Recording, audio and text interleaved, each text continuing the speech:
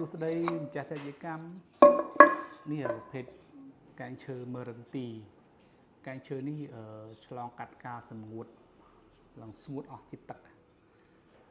នេះវាស្ងួតល្អយើងដាក់នៅគៀននៅកែងឈើសម្រាប់ជាកម្មធ្វើសបុកនេះទី1បជាវអត់ចូលទេហើយឬក៏កលាតអីអត់ចូលទៅក្នុងហ្នឹងណាអូខេហើយ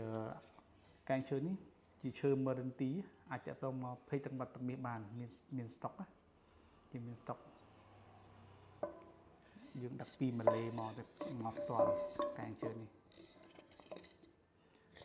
មុខកាត់វា85 8ហ៊ុនកន្លះចិត្តមួយទឹកកម្ពស់វានេះមួយទឹក4អានេះຂະຫນាត់នេះវាសម្រាប់ຂະຫນាត់ឈើម៉ាឡេហ្មងយើងដាក់ទៅស្មើជាមួយឈើម៉ាឡេយើងអាចតទៅមកភេទទឹកមកទឹកមាសបានណាឈើវានេះស្ងួតល្អគេធ្វើកលាក់សម្រាប់ឲ្យសត្វតោងធ្វើសបុកនេះគេធ្វើតាន់ចេះវាជួយការពារកុំឲ្យបជាវចូលទៅក្នុងប្លោះឈើហ្នឹងឬក៏កលាតឲ្យចូលបានពស់អីក៏ចូលទៅបានដែរបើយើងបិទកែងចិត្តគឺអត់អាចមានអីចូលបានទេអរគុណ